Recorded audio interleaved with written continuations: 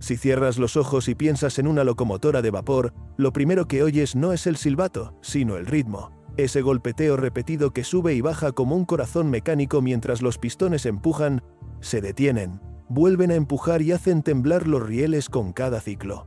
Ahora imagina lo contrario. Una locomotora enorme, pesada, de aspecto casi agresivo, avanzando con una suavidad inquietante, sin ese chuk-chuk que todos asociamos al vapor, y en su lugar un aullido continuo, agudo, casi metálico, como si un avión de combate estuviera despegando al lado de la vía. Eso fue lo que escucharon quienes vieron pasar al gigante de vapor que no tenía pistones. A mediados de la década de 1940, en plena guerra y con la industria norteamericana trabajando al límite, el ferrocarril más orgulloso del corredor industrial decidió apostar por una idea que sonaba a ciencia ficción ferroviaria. La lógica parecía sencilla, casi demasiado tentadora. Si el vapor estaba perdiendo terreno frente al diésel, entonces el vapor debía volverse más moderno, más suave, más potente, más eficiente a alta velocidad, y para lograrlo había que arrancar de raíz el mayor defecto de las locomotoras tradicionales, el martilleo de los pistones, el movimiento alternativo que castiga piezas, vibra el bastidor y desperdicia energía en golpes y fricción.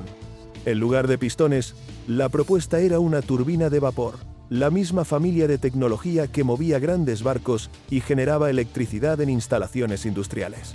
En una turbina no hay un vaivén constante de bielas golpeando el tiempo. Hay palas girando, un flujo continuo, una rotación que en teoría convierte el vapor en movimiento con una elegancia casi perfecta. Sobre el papel, parecía el futuro. En la práctica, era un desafío tan grande que muchos lo consideraron una locura antes de verla siquiera encendida. La locomotora nació como prototipo único, y esa condición lo dice todo. Cuando una empresa fabrica una sola máquina, no está construyendo una herramienta de trabajo. Está haciendo una apuesta, una prueba pública, un mensaje dirigido a sus competidores y a su propio personal. El mensaje era claro: el vapor todavía puede sorprenderte, y si el diésel quiere el trono, tendrá que ganárselo. Para convertir esa idea en acero real, hacía falta un socio capaz de fabricar el corazón de la bestia. La turbina no se improvisa con un torno en un taller cualquiera. Requiere precisión, materiales, tolerancias y un conocimiento que en esa época estaba más cerca del mundo de la electricidad y la marina que del vapor ferroviario clásico. La turbina fue diseñada como una máquina de alta velocidad, capaz de girar miles de revoluciones por minuto, un régimen que suena casi absurdo cuando piensas en ruedas de locomotora que giran mucho más lento incluso a gran velocidad. Y ahí aparece el problema que definió toda la arquitectura del gigante. Si la turbina gira a una velocidad altísima y las ruedas giran a una velocidad relativamente baja, necesitas una forma de traducir ese movimiento sin destruirlo en el intento. La solución fue una caja de engranajes reductora, un conjunto mecánico enorme, pesado y finamente ajustado, que tomaba el aullido rotatorio de la turbina y lo convertía en fuerza útil en los ejes motrices. Esa caja era el cuello de botella, el puente entre dos mundos, y también el lugar donde un pequeño error podía convertirse en una catástrofe. Lo fascinante es que desde fuera, la locomotora parecía desafiar lo que la gente entendía como vapor. No había un ballet visible de bielas golpeando al aire en cada giro. Había varillajes, sí, porque al final seguía necesitando transmitir fuerza a múltiples ruedas, pero el carácter era distinto, casi antinatural para quien esperaba el golpe rítmico de siempre. En movimiento sostenido, el sonido principal no era un chasquido repetido, sino un gemido continuo que crecía con la velocidad hasta volverse un chillido, como un motor a reacción contenido dentro de una carcasa de acero. Para los maquinistas, esa suavidad era a la vez seductora y extraña. Había menos vibración, menos sensación de martillo, una impresión de empuje constante, como si la locomotora no trabajara a golpes, sino que se deslizara con una fuerza continua que no se interrumpía. En ciertos tramos, parecía que el tren flotaba.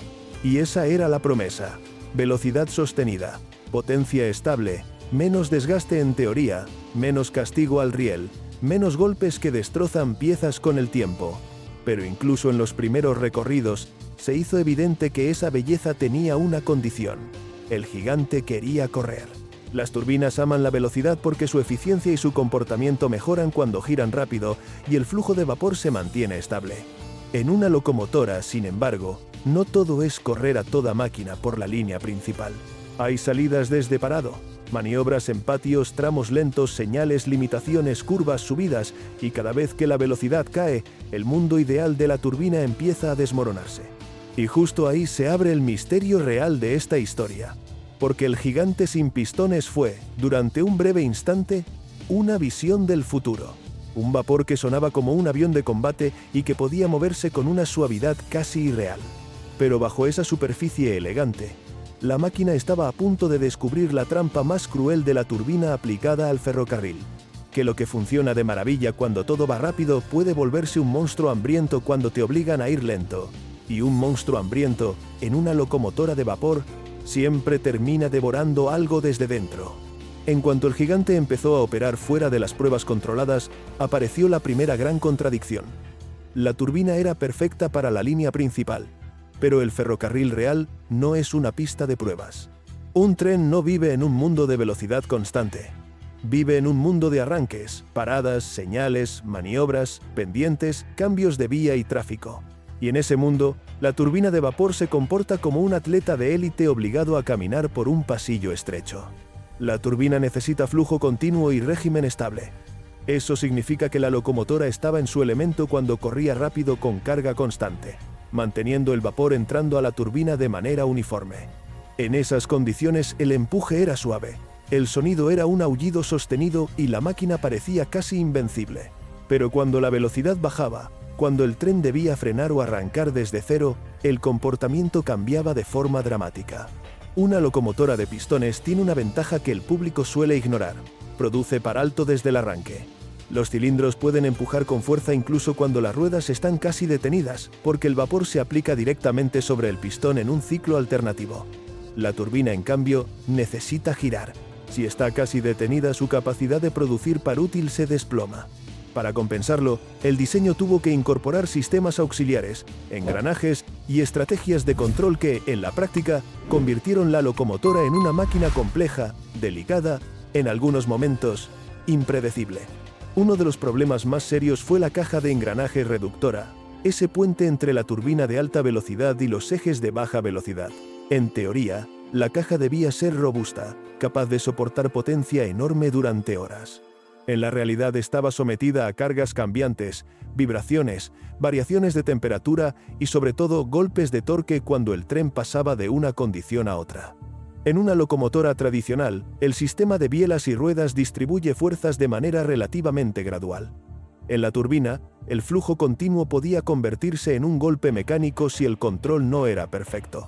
Ese control era el siguiente punto crítico. La turbina no se acelera como un pistón. No hay un simple aumento de admisión que produce más golpes por minuto. En la turbina, el flujo de vapor y la presión deben regularse con precisión para evitar sobrevelocidad, para evitar inestabilidad y para mantener el régimen dentro de lo que la caja de engranajes podía soportar. Un error de control podía causar un aumento de revoluciones tan rápido que la turbina entrara en una zona peligrosa, generando vibraciones, calentamiento y desgaste acelerado. A eso se sumaba un detalle que parecía menor hasta que se volvió un problema enorme: la lubricación. La caja de engranajes, los rodamientos de la turbina y los componentes asociados requerían un sistema de lubricación constante y extremadamente confiable.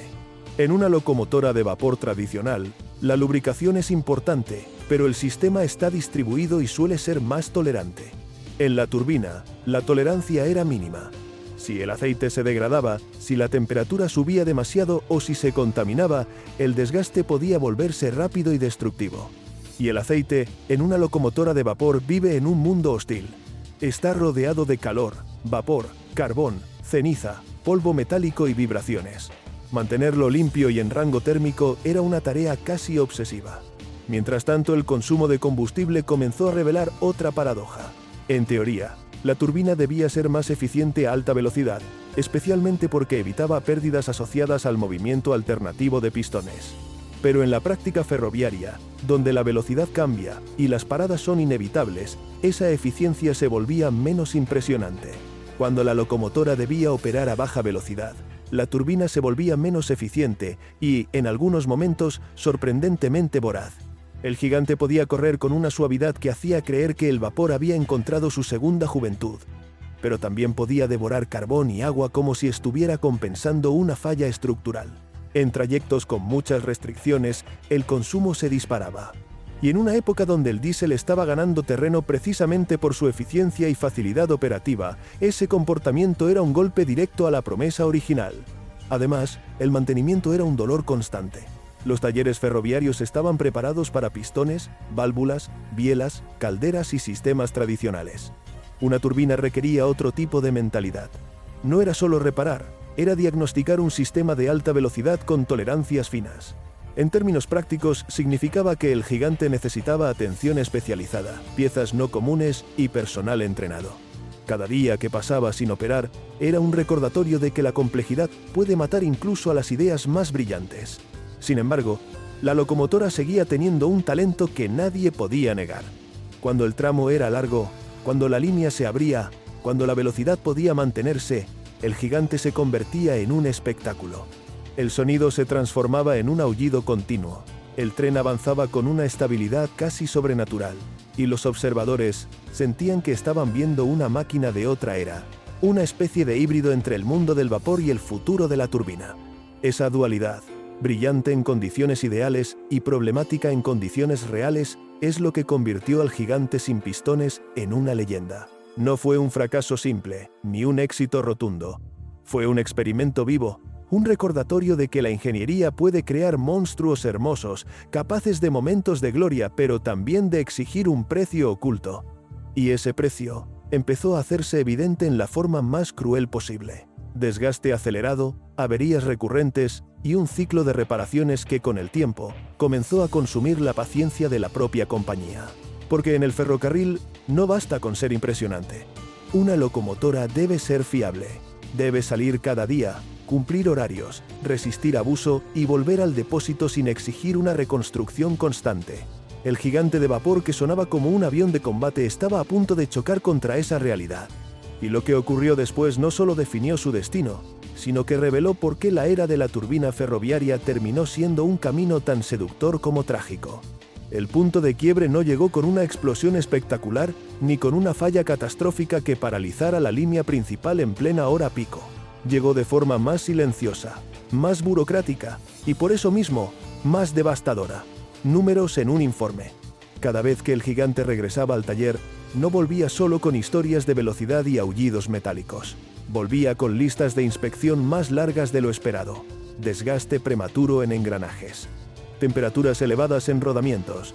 Ajustes necesarios en sistemas de control de vapor. Cambios frecuentes de aceite. Componentes que, sobre el papel, debían durar meses, pero en la práctica pedían atención en cuestión de semanas. El problema no era que la locomotora fallara de manera dramática. El problema era que nunca parecía completamente sana. La caja de engranajes, ese corazón mecánico que traducía miles de revoluciones por minuto en fuerza útil en los ejes, comenzó a mostrar signos claros de fatiga. No necesariamente por un error de diseño flagrante, sino por la brutal realidad de combinar altas velocidades internas con cargas ferroviarias variables. Cada arranque pesado, cada reducción brusca de velocidad, cada cambio en la demanda de potencia generaba tensiones internas que el sistema debía absorber. Y aunque estaba diseñado para soportarlas, la frecuencia con la que ocurrían en servicio real superaba lo que los cálculos optimistas habían imaginado. A eso se sumaba un enemigo invisible: la vibración armónica. En sistemas rotativos de alta velocidad, pequeñas imperfecciones pueden amplificarse cuando coinciden con ciertas frecuencias naturales del conjunto. Si la turbina giraba dentro de un rango que coincidía con una frecuencia estructural de la caja o del bastidor, el resultado podía ser un incremento sutil pero constante de vibración. No era algo que el público notara desde el andén, pero sí lo sentían los mecánicos cuando desmontaban piezas y encontraban desgaste irregular o marcas que no deberían estar allí. Mientras tanto, el consumo de combustible seguía siendo tema de conversación incómoda. En trayectos ideales, la eficiencia podía ser competitiva, pero en recorridos con muchas limitaciones, donde la locomotora debía frenar, reducir y volver a acelerar, la turbina trabajaba fuera de su zona óptima. Quemaba más carbón y consumía más agua de lo que los directivos esperaban. En una época en la que el diésel prometía menor personal, menos mantenimiento y mayor previsibilidad operativa, esos números empezaban a pesar. Y el diésel no era solo una amenaza teórica, era una realidad creciente. Las locomotoras diésel eléctricas ofrecían algo que la turbina de vapor no podía igualar: simplicidad relativa en operación diaria, arranque rápido, menos tiempo de preparación, sin calderas que calentar durante horas, sin riesgo de sobrepresión, sin el ballet constante de agua, fuego y vapor que exige atención continua. Frente a esa competencia, el gigante de turbina parecía una obra maestra de ingeniería que había llegado justo cuando el mundo estaba girando en otra dirección. Sin embargo, no todo era negativo. Hubo tramos en los que la locomotora demostró un potencial real. En pruebas de velocidad sostenida, su suavidad y estabilidad impresionaron incluso a los más escépticos. La ausencia del martilleo tradicional reducía ciertos esfuerzos en la vía. El sonido, ese aullido agudo y continuo, se convirtió en marca registrada. Algunos lo describían como inquietante, otros como emocionante. Nadie lo confundía con nada más. Pero la emoción no paga facturas de mantenimiento. Cada vez que la locomotora quedaba fuera de servicio para inspecciones prolongadas, la empresa debía cubrir sus trenes con máquinas convencionales. Cada día en el taller era un recordatorio de que la innovación radical implica riesgo. Y el ferrocarril, más que cualquier otra industria de transporte, depende de la fiabilidad diaria. La presión interna crecía. No se trataba solo de orgullo tecnológico, se trataba de números. Coste por milla, tiempo fuera de servicio, consumo por tonelada transportada, necesidad de personal especializado, inventario de piezas únicas. La turbina era una criatura solitaria en un ecosistema diseñado para pistones. Cada repuesto era específico. Cada reparación exigía conocimiento no común en los talleres tradicionales. En reuniones técnicas, la pregunta dejó de ser si la turbina era brillante. La pregunta pasó a ser si era sostenible. Y ahí emergió la conclusión más dolorosa para los defensores del proyecto. La locomotora no era un fracaso absoluto, pero tampoco era la solución universal que se había imaginado. Era una máquina excepcional en un entorno demasiado específico. Brillaba cuando podía correr sin interrupciones. Sufría cuando debía comportarse como cualquier locomotora de uso cotidiano. El contraste se volvió más evidente con el paso del tiempo. Mientras el diésel acumulaba millas con regularidad casi aburrida, el gigante de vapor alternaba momentos de gloria con períodos de intervención técnica. Y en el mundo ferroviario la regularidad suele vencer al espectáculo. El destino empezó a escribirse sin necesidad de un anuncio dramático. Los recorridos asignados se ajustaron, las expectativas se moderaron. La máquina dejó de ser la promesa del futuro y se convirtió en una curiosidad operativa que debía justificarse con resultados que ya no siempre llegaban. El sonido que alguna vez evocó un avión de combate empezaba a sonar más como un recordatorio de una apuesta arriesgada. No porque la idea fuera absurda, sino porque el momento histórico había cambiado. El vapor intentaba reinventarse justo cuando el mundo ya estaba mirando hacia otro combustible. Y cuando una tecnología necesita reinventarse mientras otra gana terreno con pasos firmes, el margen de tolerancia para errores se reduce a casi nada. El gigante aún rodaba, aún aullaba, aún sorprendía a quien lo veía pasar. Pero el veredicto final no se daría en la vía, se daría en la oficina, con cifras alineadas sobre una mesa, donde la emoción pesa menos que el coste por kilómetro. Y cuando ese momento llegó, la decisión fue tan fría como el acero de los rieles. La decisión final no llegó como una derrota pública, ni como un anuncio dramático que declarara el fin del vapor con una frase grandilocuente. Llegó como llegan casi todas las decisiones que cambian una industria. En silencio, con informes técnicos, cálculos de coste y una conclusión inevitable escrita entre líneas. El gigante de vapor que no tenía pistones había demostrado que podía funcionar. Lo que no logró demostrar, de manera consistente, fue que podía justificar su existencia. En el ferrocarril la palabra clave no es posible, es fiable. Durante un tiempo, la locomotora turbina siguió siendo utilizada en servicios donde podía brillar, porque la compañía no quería admitir que su apuesta más audaz podía terminar siendo un experimento aislado. Se le asignaron trayectos que favorecían su zona de confort. Recorridos largos, velocidad sostenida, pocas paradas y cargas donde el empuje continuo de la turbina tenía sentido. En esas condiciones, el gigante se comportaba como la máquina que los ingenieros habían imaginado en los planos, potente, suave, casi hipnótica. El problema es que esos trayectos no eran la totalidad del ferrocarril, eran excepciones. Y cada vez que el tráfico, la meteorología o la operación diaria obligaban a salir de ese guión ideal, la turbina volvía a mostrar sus límites. Arranques pesados desde parado, maniobras en patios, restricciones de velocidad, señales inesperadas. Todo aquello que una locomotora normal resuelve con resignación, se convertía en un escenario de ineficiencia o estrés mecánico para la turbina. Con el tiempo, la caja de engranajes, los rodamientos y los sistemas auxiliares comenzaron a exigir un nivel de mantenimiento que la empresa no podía justificar frente a la alternativa diésel. Cada reparación era cara, cada inspección requería personal especializado, cada repuesto era un problema, porque no existía una flota de turbinas para compartir componentes. Era una máquina única, y esa unicidad que al principio parecía prestigio, terminó siendo una condena. A esto se sumó el cambio de época. La década de 1950 no era un terreno neutral. Era el momento en que los ferrocarriles estadounidenses empezaban a dieselizarse a gran velocidad. El diésel no solo prometía eficiencia, prometía una transformación cultural del trabajo ferroviario.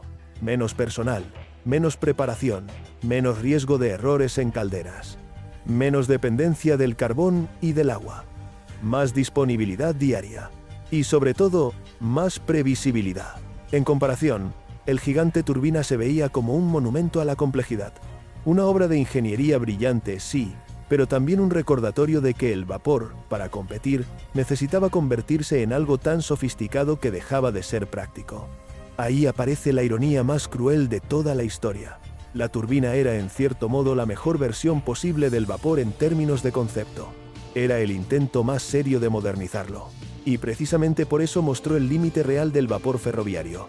Para superar al diésel, el vapor necesitaba transformarse en una máquina tan compleja que perdía su ventaja histórica.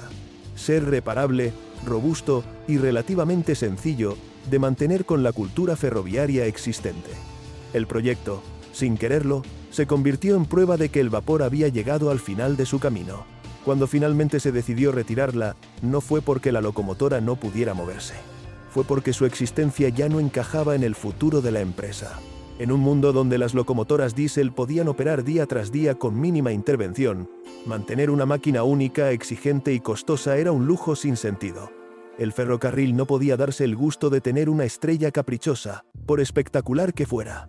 Y sin embargo, el gigante dejó algo que el diésel nunca pudo replicar: presencia.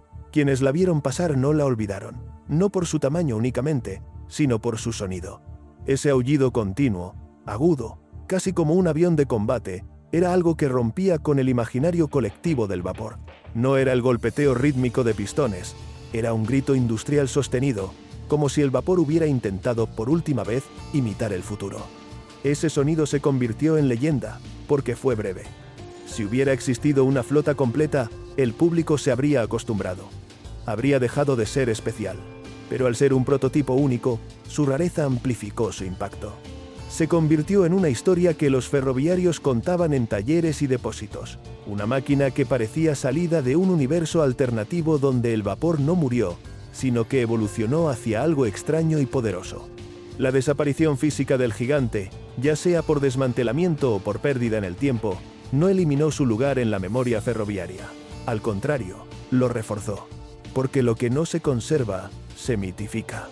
Y una locomotora que sonaba como un avión de combate y que además no tenía pistones, es exactamente el tipo de anomalía que se vuelve inmortal en la imaginación. Al final, su historia no es solo la de una máquina.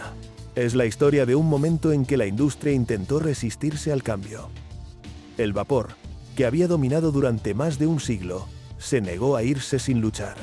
La turbina fue ese último golpe de orgullo, esa última demostración de que todavía quedaba creatividad y potencia en la vieja tecnología.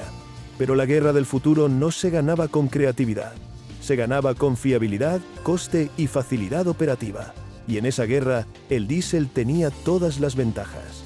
Por eso el gigante turbina fue una visión fugaz, un destello. Un experimento que, durante un breve tiempo, hizo creer a muchos que el vapor podía renacer como algo nuevo. Y quizá esa sea la razón por la que todavía se habla de él. Porque en su aullido había algo más que potencia. Había un último intento de desafiar el destino. Una máquina que gritó como un avión de combate no para impresionar, sino para decirle al mundo que el vapor todavía tenía una historia que contar, incluso si esa historia estaba condenada a terminar demasiado pronto.